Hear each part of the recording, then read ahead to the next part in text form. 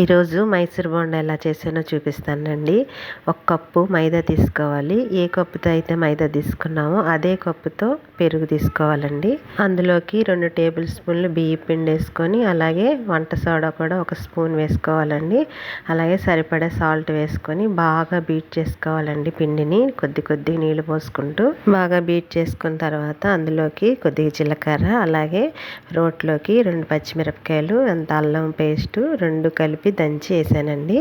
దాన్ని కూడా బాగా కలిపిన తర్వాత ఒక 4 or 5 hours పక్కన పెట్టాలి.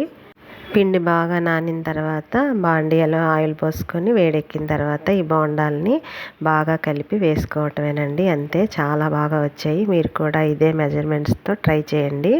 ఇంకా బోండాల్లోకి మనకి ఇష్టమైన పచ్చడి వేసుకొని తింటే చాలా బాగుంటాయండి. నేనైతే ఎప్పుడైనా ఇంట్లో టిఫిన్ చేయలేనప్పుడు బయట నుంచి తెచ్చుకునేటప్పుడు నేనైతే బోండానే తెప్పించుకుంటాను. నాకు చాలా ఇష్టం బోండా. మీకు కూడా ఇష్టమైతే లైక్ చేయండి.